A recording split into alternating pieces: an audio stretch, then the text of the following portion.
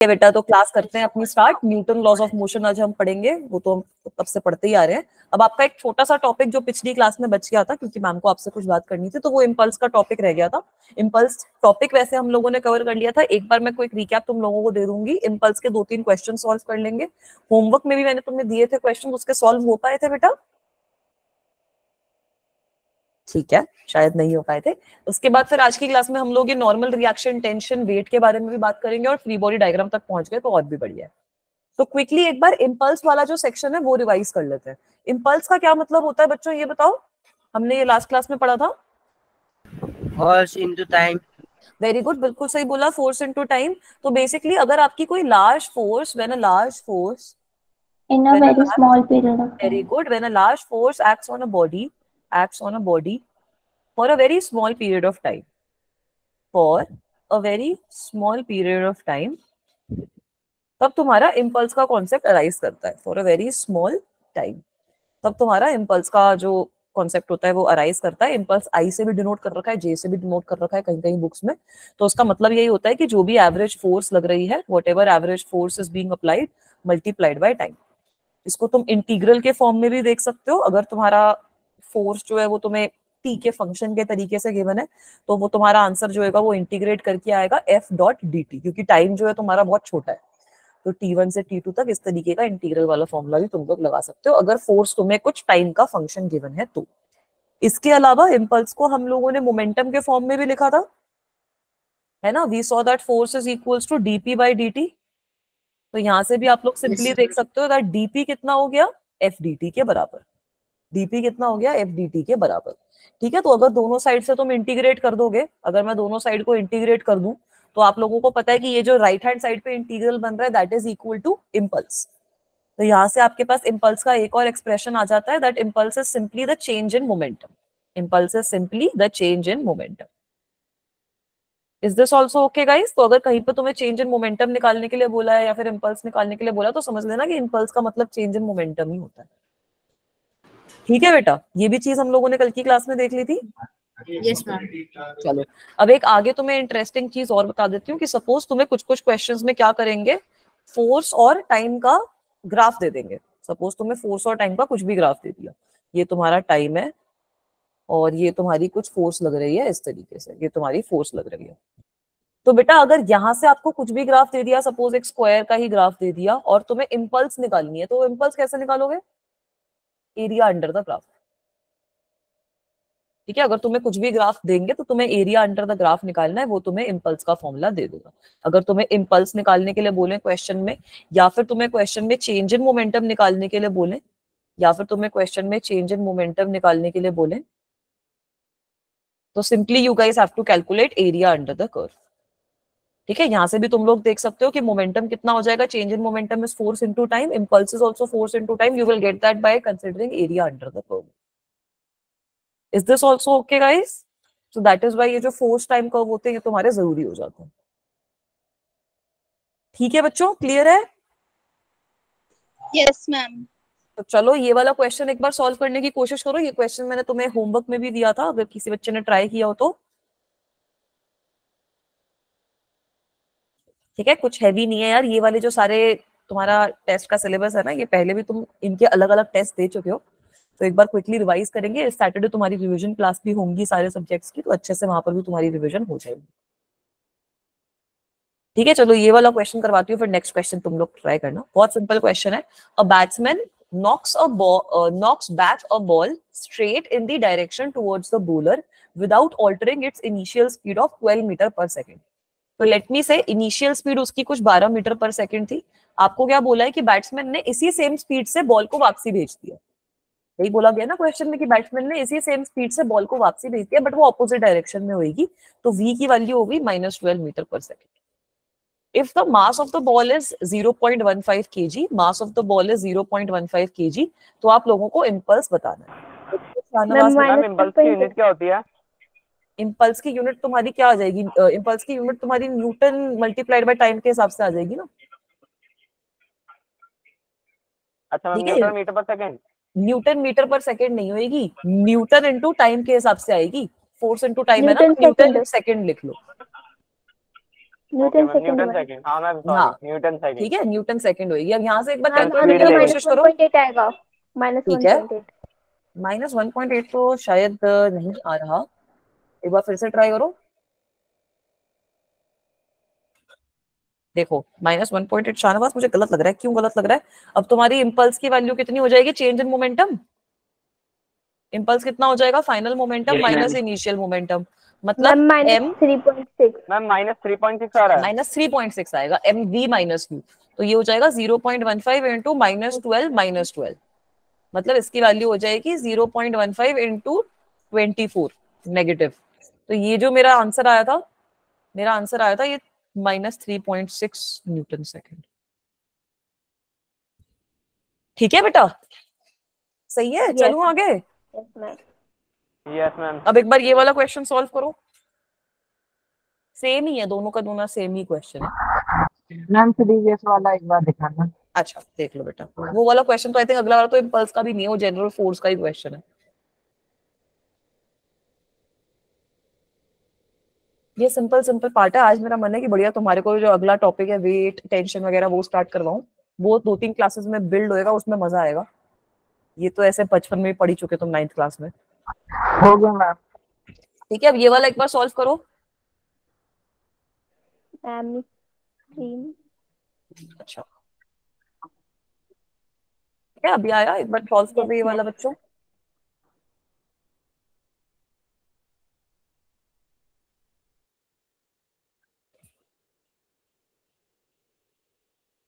ये तो directly force का ही क्वेश्चन है।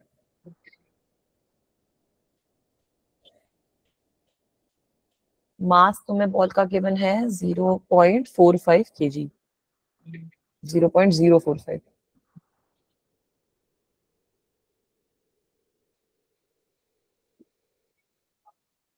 इसके बाद तुम्हें क्या कैलकुलेट करना है? गोल्फ क्लब तुम्हें बोला है कि कांटेक्ट में है बॉल के साथ फॉर 3 मैम सेकंड। 1.8 न्यूटन। ठीक है, नहीं 1.8 नहीं, थोड़ा सा बड़ा आंसर आएगा। ये 0.045 लेके कैलकुलेट करो, 45 से मल्टीप्लाई तो नहीं कर दिया?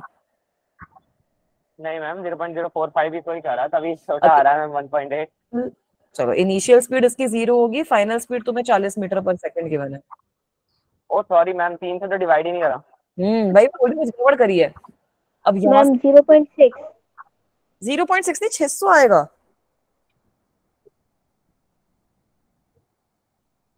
नहीं चलो एक बार कैलकुलेट करती हूँ। इज इन कॉन्टैक्ट नहीं, 600 तो नहीं आना चाहिए। 0.75। नहीं सही बोल रहे हो तुम लोग, सही बोल रहे हो तुम लोग, सही बोल रहे हो तुम लोग, सही बोल रहे हो। 6 ही आएगा जो भी तुम्हारा आंसर आया है।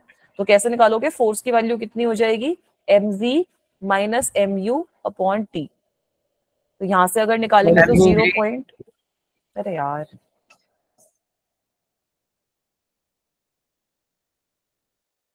आ गई बेटा, into v which is 40 minus 0 upon time जितना है 3 के बराबर। तो ये वैल्यू कितनी हो जाएगी? 0.045 मल्टीप्लाइड बाय 40 डिवाइडेड बाय 3। तो क्या आ रही है बच्चों आंसर? मैम 0.6। 0.6 न्यूटन। ठीक है, मैंने अपनी कॉपी में ना 0.003 लेकर सॉल्व कर रखा था टाइम को, इसलिए मेरा जो आंसर था वो 600 आ रखा था। ठीक है, ठीक है अनमोल बेटा, मैं फिर लगा देती हूँ अभी। अब एक बार ये वाला क्वेश्चन देखो, अगला क्वेश्चन, इसको कैसे करेंगे?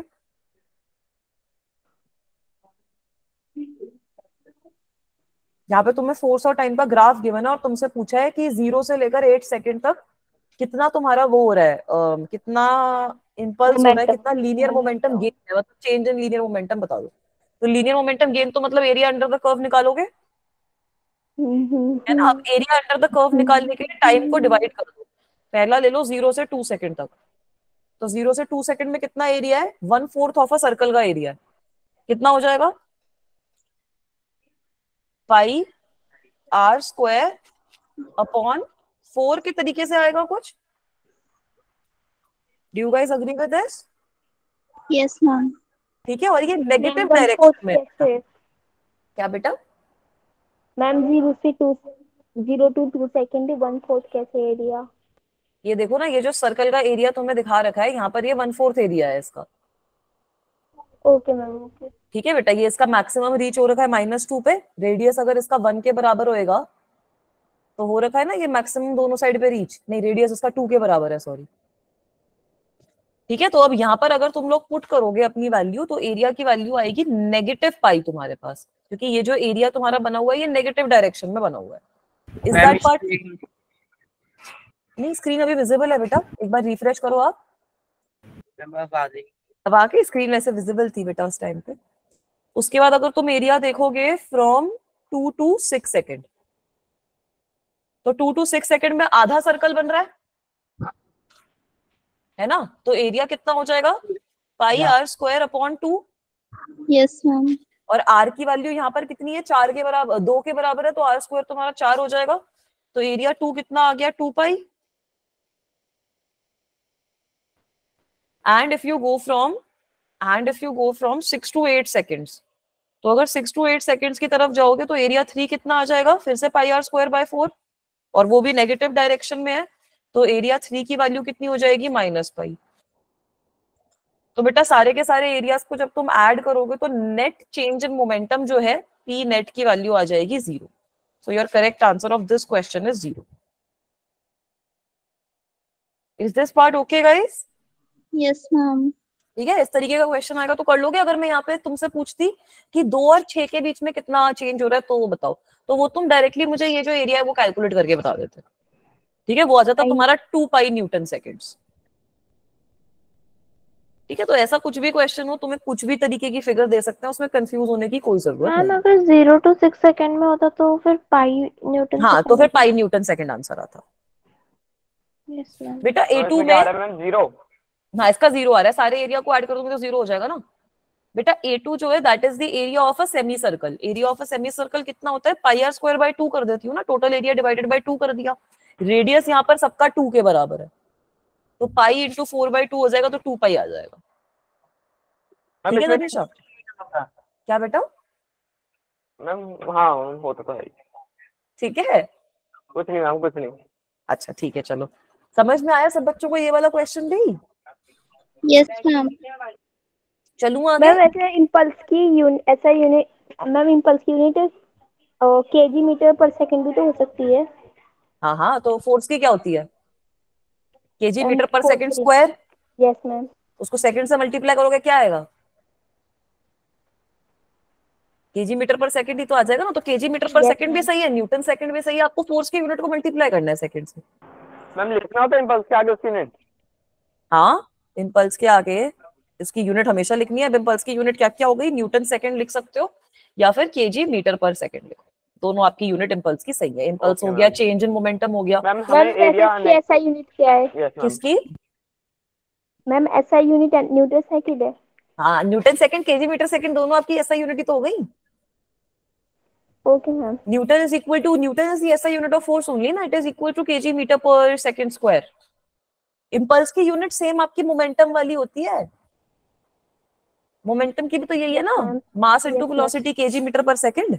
मैम 4 का स्क्वायर थोड़ी होगा बेटा, इसका रेडियस तो आपका 2 के बराबर ही है ना। जो ये सर्कल बन रहा है इसका रेडियस तो 2 के बराबर है, ये तो डायमीटर है ना 2 और 6 के बीच में, है ना तनीषा? बेटा हुआ विजिबल? इस तरीके से सर्कल बन रहा है ना तुम्हारा, वो 4 है, रेडियस इसका 2 ही है। ठीक है, चलूं आगे? Yes ma'am. Yes ma'am. चलो, तो अब आ जाते हैं इस टॉपिक को। अब थोड़ा सा ये हमारा जो सारा जो 9th वाला पार्ट है वो तुम्हारा थोड़ा खत्म हो गया है। अब तुम फ्री बॉडी डायग्राम वाले पार्ट में आ गए हो, तुम लोग अपग्रेड हो गए हो। तो बेटा फोर्सेस को ना हम 2 तरीके से और क्लासिफाई कर सकते हैं। कैसे क्लासिफाई करोगे कि 2 ऑब्जेक्ट्स के बीच में अगर फोर्स लग रही है, क्या ये नेसेसरी है कि वो दोनों ऑब्जेक्ट्स कांटेक्ट में हो या फिर नहीं है। उसके बेसिस पे तुम फोर्स को 2 तरीके से क्लासिफाई कर सकते हो। एक तरीके की फोर्स होती है तुम्हारी नॉन कॉन्टैक्ट फोर्स, एक हो गई तुम्हारी non contact force. Non contact force, तो नॉन कॉन्टैक्ट फोर्स को हम फील्ड फोर्स भी कहते हैं। नॉन कॉन्टैक्ट फोर्स को हम फील्ड फोर्स भी कहते हैं। अब इसका मतलब क्या है कि ये जो फोर्स है ये डिस्टेंस पे एक्ट कर रही है, इसके लिए तो दोनों ऑब्जेक्ट्स है उनको टच में रहने की जरूरत नहीं है। So you can write down the definition that forces which act at a distance, forces which act at a distance. इसका एग्जांपल सोच सकते हो? Gravitational force. Very good. Forces which act at a distance में gravitational हो गई, electromagnetic force हो गई, कुछ भी हो गई, सारी की सारी यही तो होती है। ठीक है बेटा, न्यूक्लियर फोर्स भी बोल सकते हो, ठीक है, वो भी डिस्टेंस में अगर लग रही हो तो, अगर पास पास में लग रही हो तब नहीं बोलेंगे।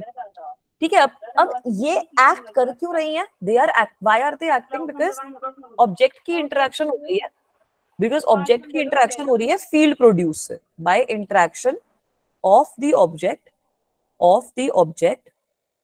with the field produced by another object. अब ग्रेविटेशन में, अच्छा मैं एक बार रिफ्रेश कर रही हूँ।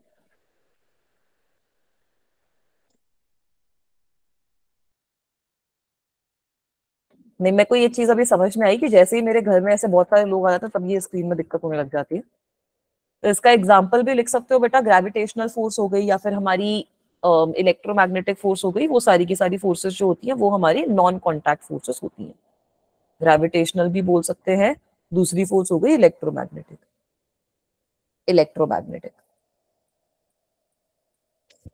ठीक है, तो अब होता क्या है इसका मतलब, यार सपोज तुम्हारे दो चार्जेस हैं हमारे पास, तो अब दो चार्जेस में ऐसा थोड़ी है कि एक चार्ज मैंने रख रखा है, जैसे ही मैं दूसरा चार्ज लाऊंगी वैसे ही पहले चार्ज में कुछ स्पेशल होने लग जाएगा जिसकी वजह से वो दूसरे चार्ज को रिपेल या अट्रैक्ट करेगा। ऐसा थोड़ी होता है। अगर एक चार्ज मैंने कहीं पे रख रखा है तो वो उस एक चार्ज की वजह से सराउंडिंग्स जो है उस चार्ज की वो कुछ ना कुछ इन्फ्लुएंस तो हो ही जाएंगी। इसी को तो इलेक्ट्रिक फील्ड कहा जाता है चार्ज का। और जब मैं दूसरा चार्ज ला रही हूँ तो क्योंकि वहां पर इलेक्ट्रिक फील्ड प्रेजेंट था उस चार्ज का, इसकी वजह से वो फोर्स एक्सपीरियंस करता है। तो इसीलिए इन टाइप की फोर्सेस को फील्ड फोर्स कहा जाता है। वैसे ही ग्रेविटेशन को भी हम डिस्क्राइब करते हैं कि अगर कोई मास रखा है तो वो अपने आसपास ग्रेविटेशनल फील्ड क्रिएट कर रहा है। जब आप कोई दूसरा मास लाते हो तो because of the gravitational field of the first mass it experiences some attraction. अब दूसरी टाइप की फोर्सेस तुम्हारी कौन सी हो जाती है, जो हम इस चैप्टर में अभी आगे भी पढ़ेंगे, वो हो जाती है कॉन्टैक्ट फोर्सेस। तो अब कॉन्टैक्ट फोर्सेस कब होती हैं? जब तुम बहुत ही, जो तुम्हारी ऑब्जेक्ट्स हैं वो एक दूसरे के पास में है, वो एक दूसरे के टच में है और तुम्हारी एटॉमिक इंटरेक्शंस हो रही है। ठीक है, तो जो फोर्सेस तुम्हारी ट्रांसमिट हो रही हैं, forces which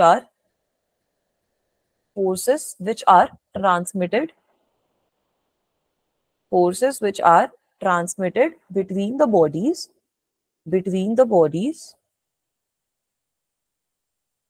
by short range molecular interactions.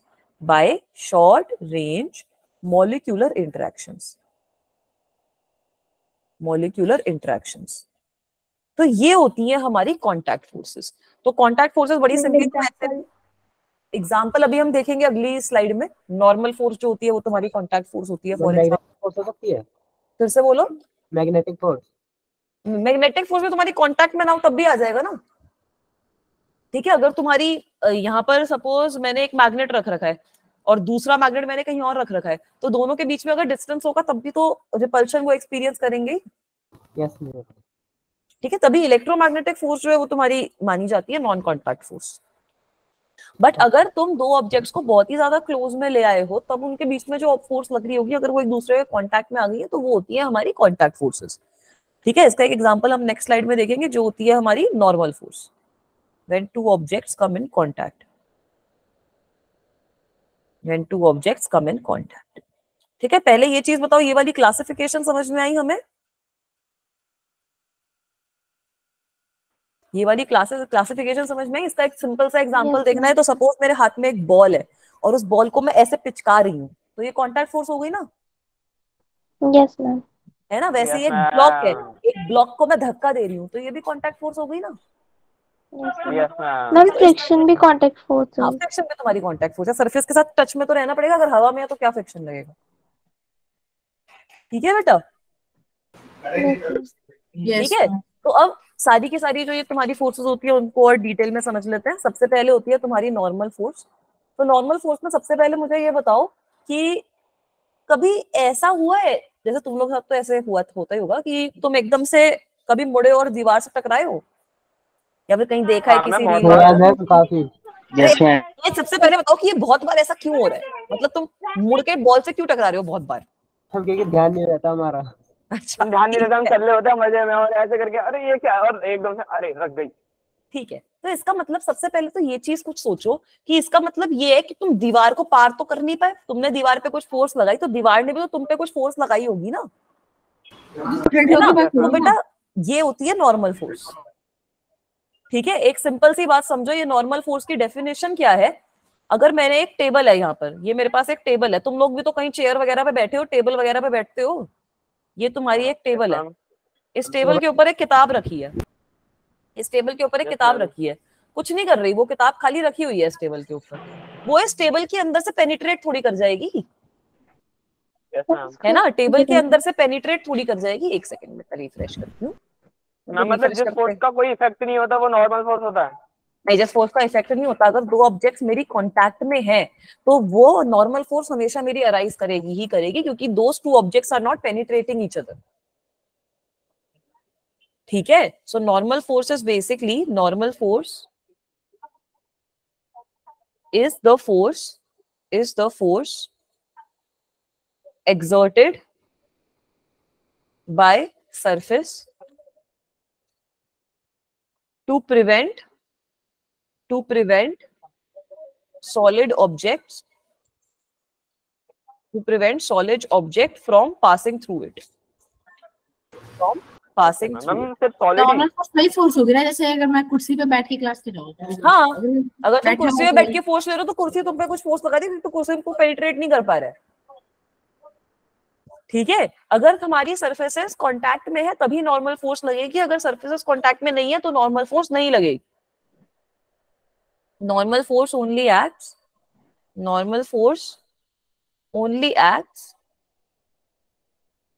if two surfaces are in contact with one another,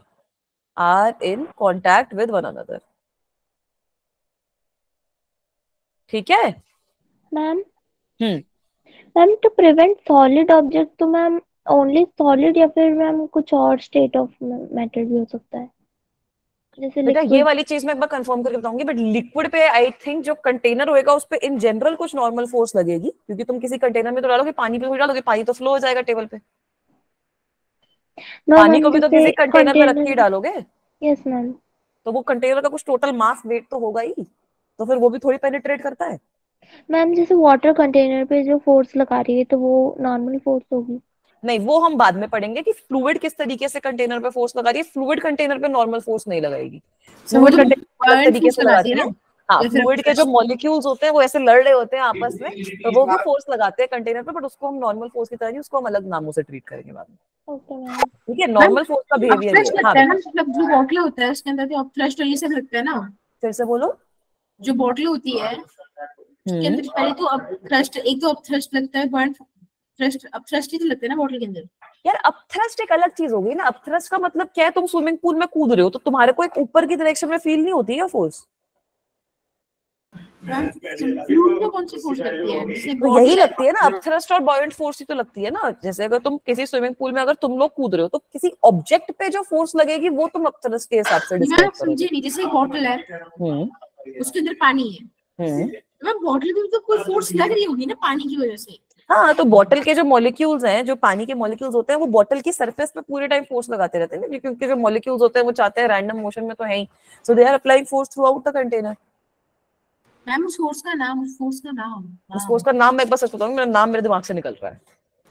कोई दिक्कत नहीं, ठीक है, I'll search the name and I'll tell it to you guys। नाम मेरे दिमाग से अभी निकल चुका है उसका। ठीक है, ये नॉर्मल फोर्स का थोड़ा फंडा समझ में आया। तो नॉर्मल फोर्स का ये मतलब नहीं है कि ये ऑर्डिनरी फोर्स है या फिर ये सिंपल फोर्स है। नॉर्मल का मतलब होता है perpendicular. Okay ma'am. Normal force का सबसे मेजर मतलब होता है परपेंडिकुलर होती है ये, it is perpendicular.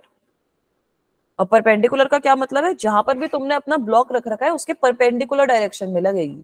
So this is normal force which is acting on the block because of the table, and block भी same equal and opposite force table पे लगा रहा होगा नीचे की डायरेक्शन। ठीक है,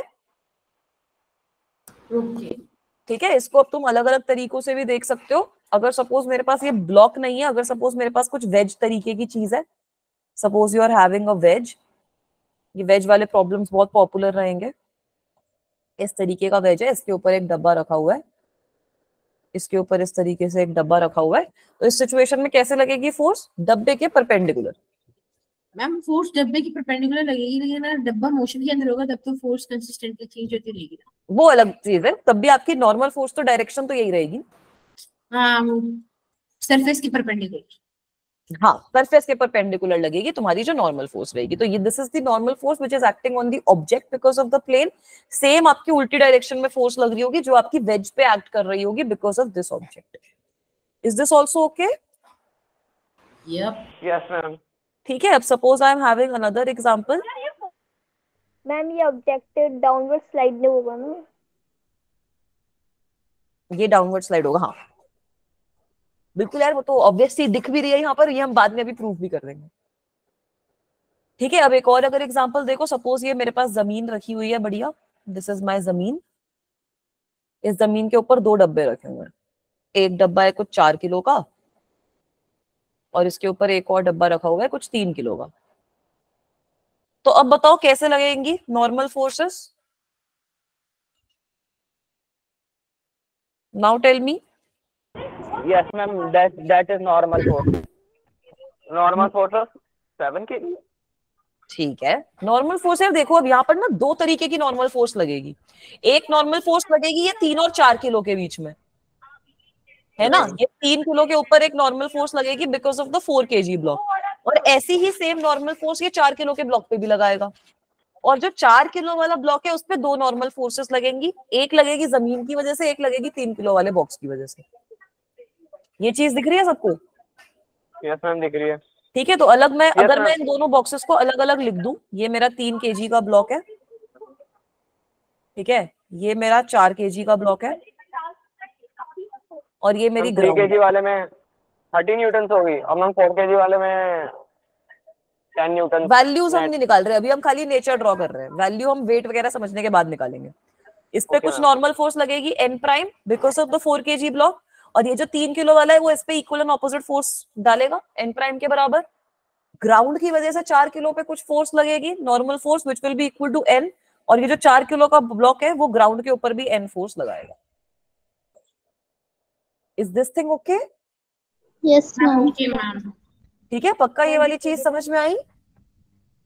मैम दोबारा बता दो। इसमें मुश्किल क्या था जो समझना एक था? बार दोबारा बता देती हूँ बेटा। देखो यहाँ पर हमारे पास ग्राउंड है, मुश्किल नहीं है बट खाली थोड़ा सा समझने वाली चीज है, ये डिफरेंट है as compared to whatever you guys have studied so far ना।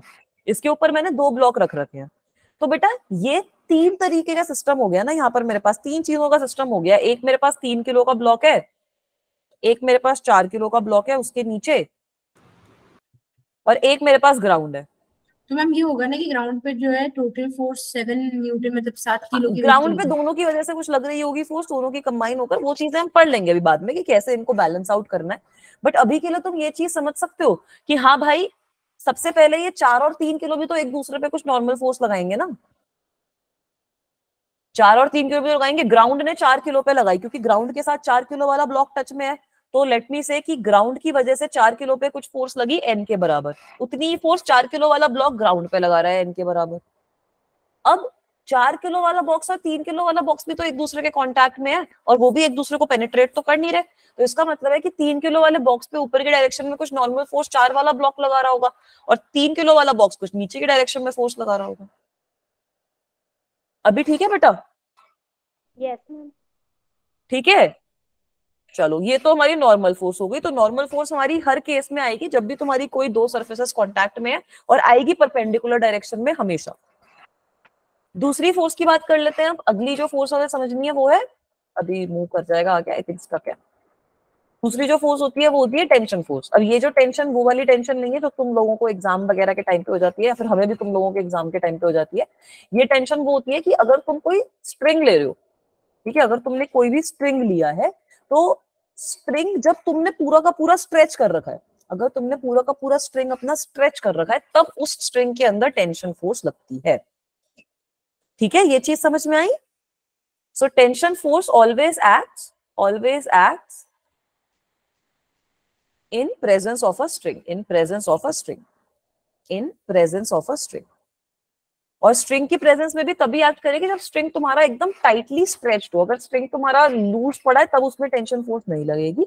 अगर वो स्ट्रिंग तुम्हारा टाइटली स्ट्रेच्ड है तो इस डायरेक्शन में तुम्हारी टेंशन फोर्स लगेगी।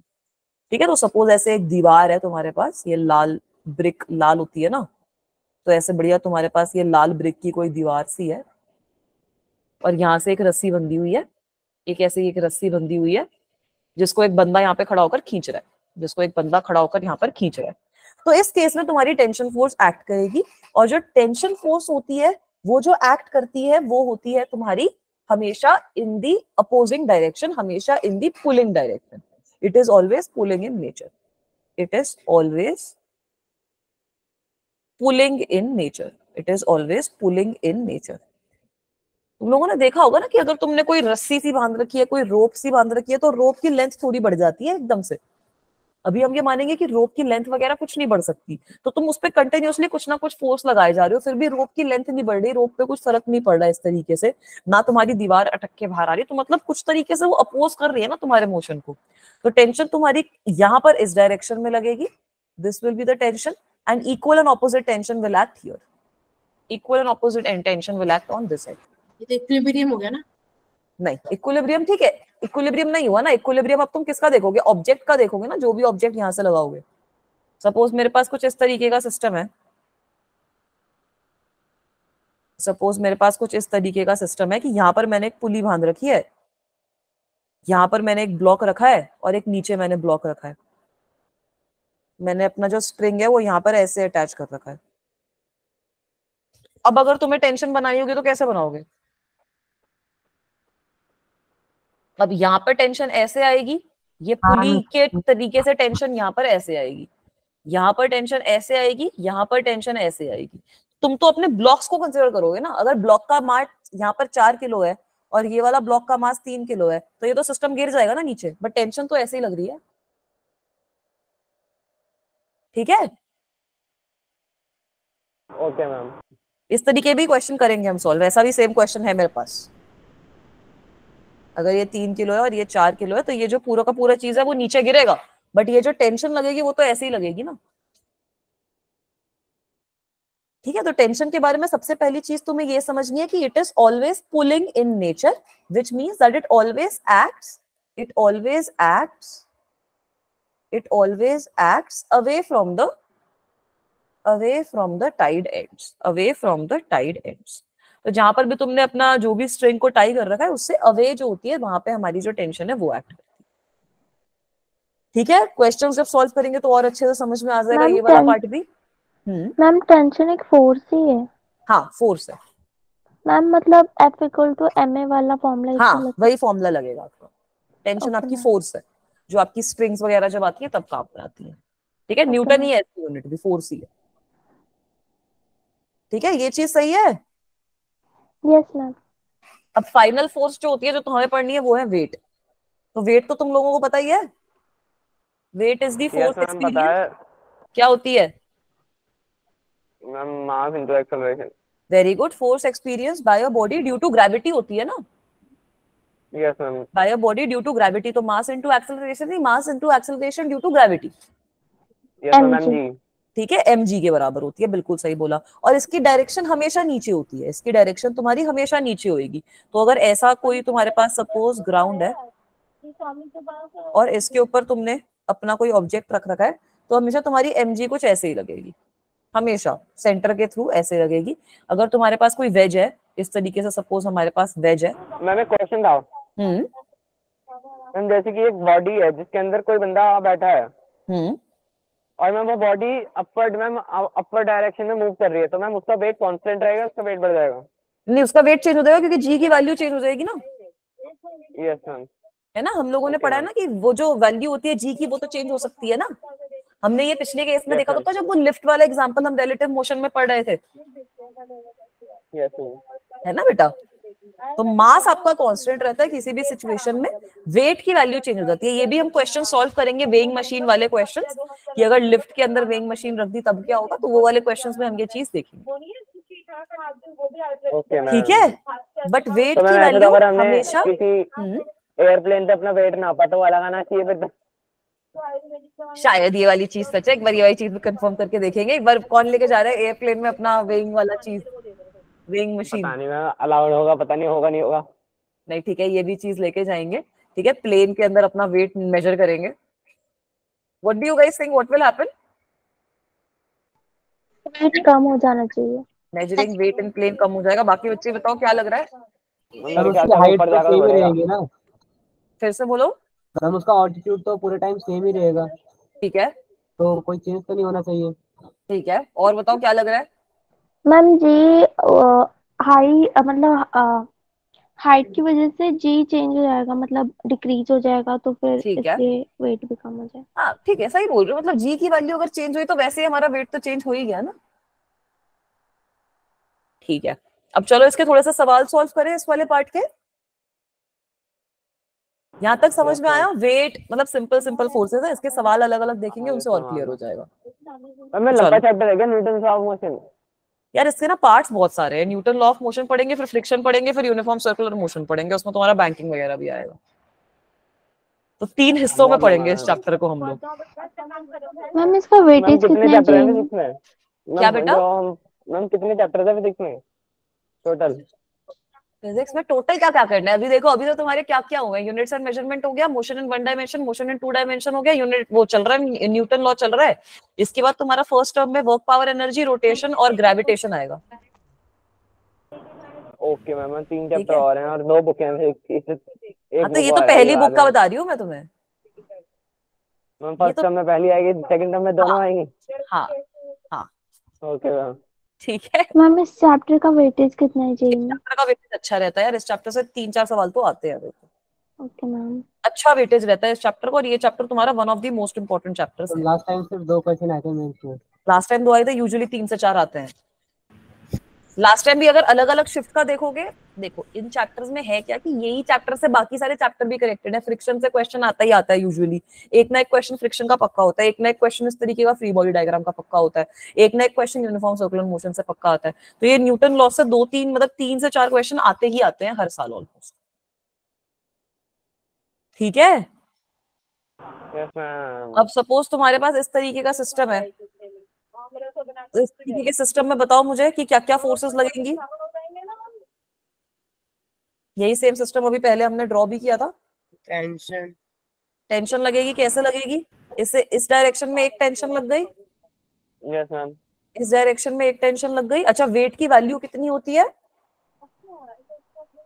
Ma'am mass into acceleration due to gravity. Weight भी तुम याद रखना mg के बराबर होता है। तो दोनों ऑब्जेक्ट्स का वेट भी तो लगेगा। इसका वेट आ जाएगा कुछ W1, इसका वेट आ जाएगा कुछ W2। ठीक है, और कोई फोर्स लगेगी इस पूरे सिस्टम में? हम स्क्रीन फ्रीज हो गई।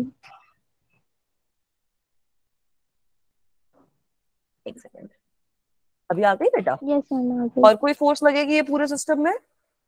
मैम फ्रिक्शन लग सकता है क्या यहाँ पे? नहीं, फ्रिक्शन। फ्रिक्शन सरफेस है। नॉर्मल फोर्स भी तो लगेगी ना। यस तो मैम। नॉर्मल फोर्स खाली ये पहले वाले ब्लॉक में लगेगी क्योंकि वो ग्राउंड के साथ कांटेक्ट में है।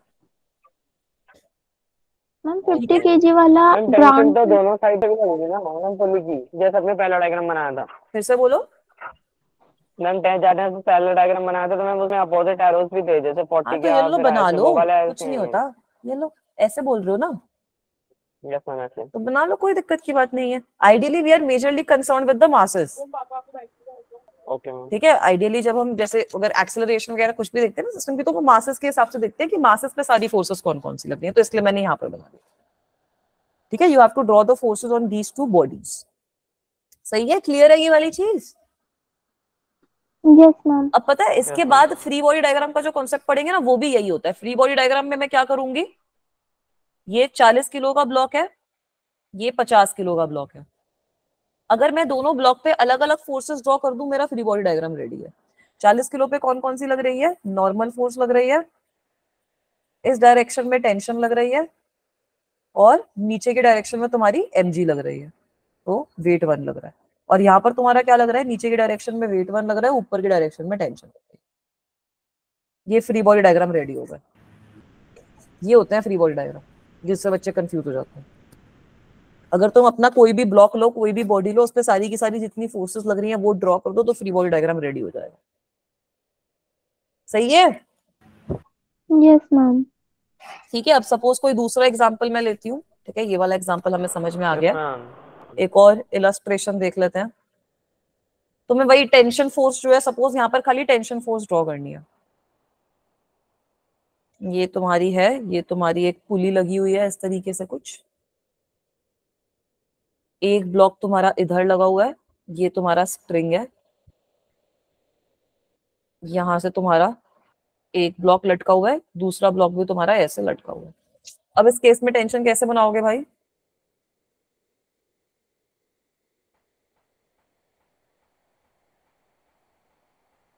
इस केस में टेंशन बनाओ।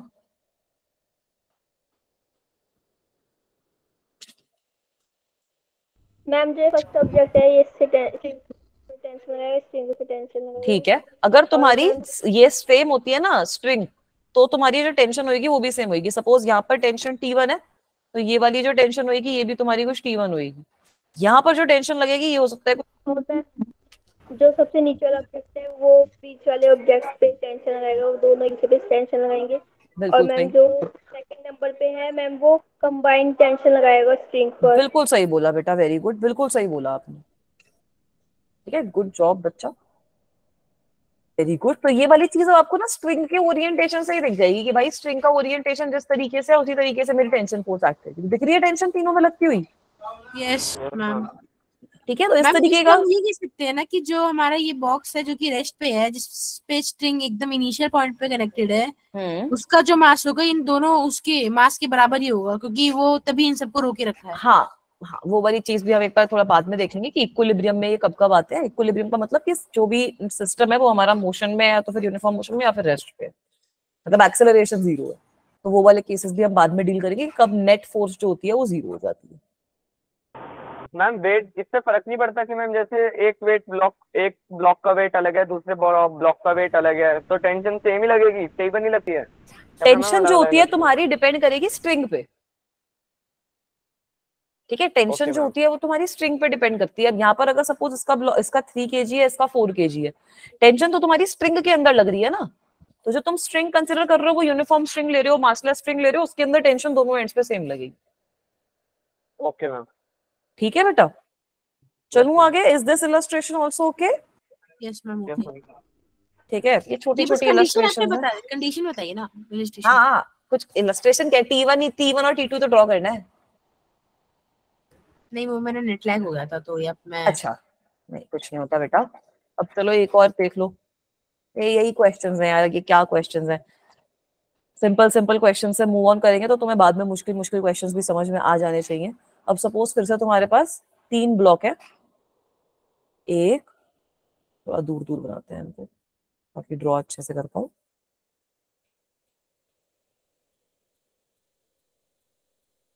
ये तो लास्ट क्लास है आज के लिए। 1 2 कल भी तो है। हाँ, आज के लिए 1 2 3।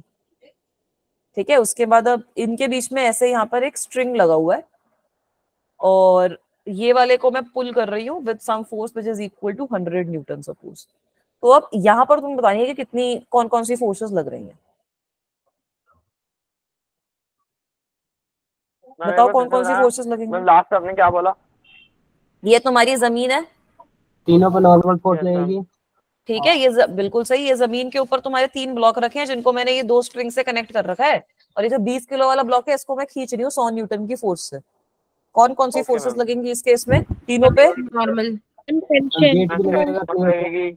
वेरी गुड, तीनों पे तो नॉर्मल लग गई मेरी। मैम दोनों पे टेंशन। ठीक है, very good, N1 N2 N3 लग गई। ये जो स्ट्रिंग है इन पे टेंशन लगेंगी और अलग अलग। Yes ma'am. Ma'am friction friction अभी हम सारी फ्रिक्शनलेस, जब तक फ्रिक्शन का टॉपिक नहीं आएगा तब तक तुम्हारी सारी सरफेसेस और फ्रिक्शनलेस है। मैम वेट लगेगा। वेरी गुड, तीनों पे वेट mg लगेगा। नीचे की डायरेक्शन में mg लग गया। वेट 1, वेट 2 और वेट 3। और बाकी स्ट्रिंग में टेंशन लगेंगी। स्ट्रिंग में टेंशन कैसे लगेगी? सपोज यहाँ पर T1 लग रही है तो यहाँ पर T1 लगेगी, यहाँ पर T2 लगेगी। ठीक है, अच्छा जो स्ट्रिंग्स पे फोर्स लगेगी वो देखा जाए तो आपस में इक्वल नहीं है, जैसे T1 है, T2 है, तो बराबर ही हुआ ना। निकाल लेंगे, सब कुछ निकाल लेंगे धीरे धीरे। यहाँ पर हम ऐसे करेंगे कि अब अगर ये वाला तुम्हारा इक्विलिब्रियम में तो 100 इज इक्वल टू T2 तुम्हारी 100 आ गई, तो अगर ये वाला ब्लॉक भी इक्विलिब्रियम में है तो ये वाली फिर इसके बराबर होनी चाहिए, 100 100 100। अगर ये मोशन कर रहा है तब आपका सिचुएशन अलग हो जाएगा। मोशन के क्वेश्चन हार्ड होते हैं इससे? नहीं, मोशन में फिर हम एक्सेलरेशन वगैरह लेके सॉल्व करेंगे, वो वाले क्वेश्चन को जब सॉल्व करेंगे तब मुश्किल नहीं लगेंगे। चलूं आगे? हाँ जी हाँ। चलो अब एक और क्वेश्चन देखो। अब ये थोड़ा सा वेज वाला क्वेश्चन देखते हैं, उसके बाद इक्विलिब्रियम के कॉन्सेप्ट पे चलेंगे। उसके भी 1-2 क्वेश्चन तो सॉल्व कर लें। अब सपोज ऐसा हमारे पास एक वेज है, ठीक है, ये तुम्हारे पास कुछ वेज बन रहा है, ये वाला जो एंगल है वो आपको गिवन है थीटा। इस तरीके के क्वेश्चन कर रहे थे ना जब वो कर रहे थे रेजोल्यूशन ऑफ वेक्टर, फोर्सेस उसमें किए थे ना। यहाँ पर तुम्हारा लगा हुआ है पुली, एक ये स्ट्रिंग आ गया, एक ये स्ट्रिंग आ गया, यहाँ से अच्छा नहीं लग रहा मेरा पुली। ठीक, तो क्या दिक्कत है? थोड़ा सा फिर से एक बार रीड्रॉ कर देते हैं, तुम्हें वरना नोट्स में समझ नहीं आएगा। परफेक्शन इस तरीके से, हाँ, एक तरीके से पुली लगा हुआ है। अब यहाँ पे जो थ्रेड है वो नीचे गिर रहा है, यहाँ से जो थ्रेड है वो नीचे आ रहा है, 2 ब्लॉक बंधे हुए हैं, एक ये ब्लॉक है और एक ब्लॉक तुम्हारा इस पे है। अब यहाँ पर मुझे एक बार फोर्सेस ड्रॉ करके बताओ दोनों ब्लॉक पे। मैम जो ब्लॉक लटका हुआ है मैम, उसके ऊपर सबसे पहले तो ग्रेविटेशनल वेट लगेगा, सॉरी वेट। ठीक है, ये लो नीचे के डायरेक्शन में बना दिया मैंने, वेट 1। ठीक है, स्ट्रिंग पे टेंशन लग गई। नॉर्मल ब्लॉक है जो यहाँ पर भी फिर तो ब्लॉक है मैम, उस पे नॉर्मल लगेगा। 20 डिग्री वाले पे परपेंडिकुलर में भी फोर्स लगेगा। ठीक है, इस पे परपेंडिकुलर फोर्स लग गई, वो नॉर्मल फोर्स के बराबर होगी ना। कौन से कलर से बनाओ? येलो से बना देते हैं। ये आपकी नॉर्मल लग गई। अच्छा, हम रखिए आप इसमें। तभी सब बच्चे बोल रहे हैं, बट मेरा ड्रॉ नहीं हुआ, मैंने इतना बढ़िया तरीके से ड्रॉ करा है, तुम देखना। अभी आ गया? यस ठीक है, यहाँ पर नॉर्मल लगेगा, और क्या लगेगा इस वाले ब्लॉक पे? और भी कुछ लगेगा मैम जी? वेट लगे, इस वाले ब्लॉक पे mg लगेगा, mg लगेगा नीचे की डायरेक्शन में। अच्छा, मैं समझ नहीं आता, पर हम फोर्स लगाते हैं परपेंडिकुलर, वेट मानते हैं नीचे, तो वेट तो हमेशा नीचे ही रहेगा ना। वेट तो आपका अर्थ, ग्रेविटी जो है वो तो अर्थ की तरफ एक्ट करेगी ना। हाँ शिवांगी बेटा, बेटा आपकी आवाज नहीं आ रही। मैम कुछ नहीं। अच्छा कुछ नहीं, ठीक है, मुझे लगा आपने हैंड रेस किया तो डाउट है। वो बाय मिस्टेक होंगे और कौन सा?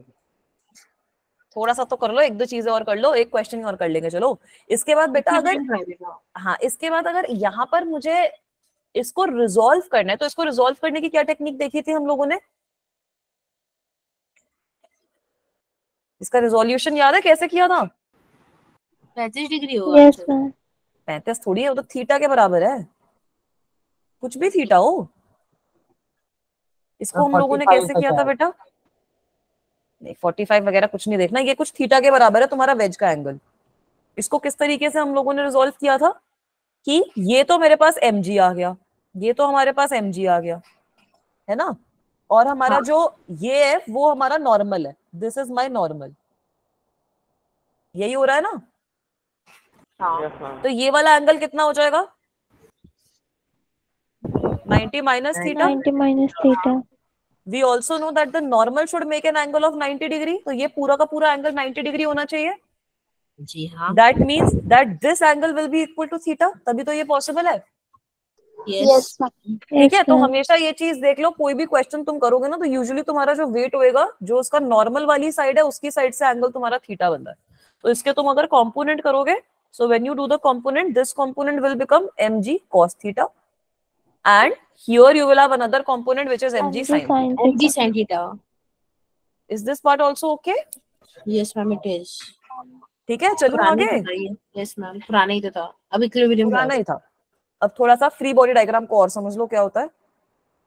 ऑब्जेक्ट जो फ्री बॉडी डायग्राम, हाँ फ्री बॉडी डायग्राम भी कुछ नहीं है। आप जो बॉडी है, बॉडी को आइसोलेट कर दो, बॉडी को आइसोलेट कर दो, जो भी तुम्हारी सराउंडिंग्स है उनसे बॉडी को आइसोलेट कर दो। उसके बाद एक्सटर्नल फोर्सेस सारी की सारी बॉडी पे ड्रॉ कर दो, एक्सटर्नल फोर्सेस को ड्रॉ कर दो, एक्सटर्नल फोर्सेस को ड्रॉ कर दो, एंड फाइनल चीज क्या होती है? कंपोनेंट ले लो। Choose the axis, choose the axis, and resolve the forces.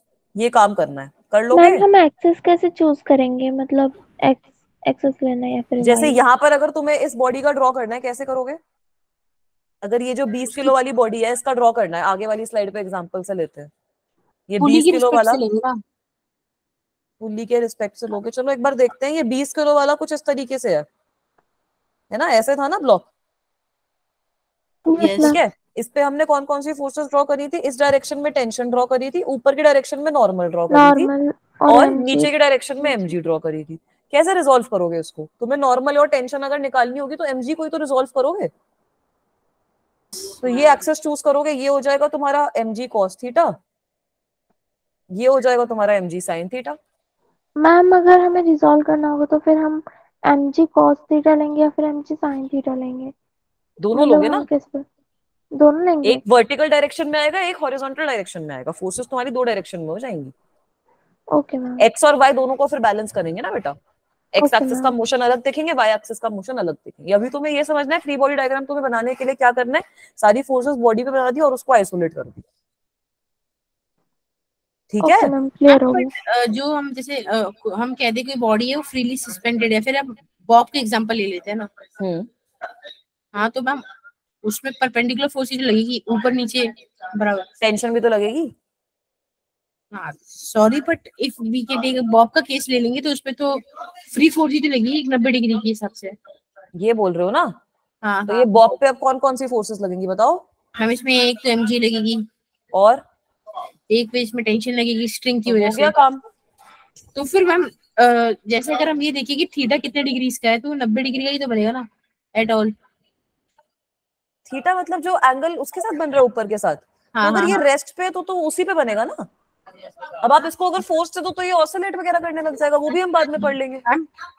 जैसे अगर फोर्स दिया हुआ हमें तो हमें थीटा गिवन होगा ना कि इतने थीटा पे बॉब हाँ हाँ हाँ। अगर सपोज तुम्हें यहाँ पर अब थीटा की वैल्यू गिवन है तो फिर अब यहाँ पर भी तुम्हारा mg तो नीचे की डायरेक्शन में ही लग रहा है, टेंशन तुम्हारा इस डायरेक्शन में लग रहा है। Okay ma'am. तो यहाँ पर फिर तुम थीटा के तरीके से इसके कंपोनेंट कर सकते हो ना बाकी चीजों के। Okay ma'am. सपोज ये टेंशन की बात कर लो तो ये तुम्हारा थीटा हो गया, तो ये वाला जो कंपोनेंट है ये टी कॉस थीटा आ जाएगा, ये वाला जो कंपोनेंट है ये टी साइन थीटा आ जाएगा। तो तभी तो आपका जो बॉब है वो वापसी आता है, टी साइन थीटा कंपोनेंट इस डायरेक्शन में लग रहा है इस वजह से।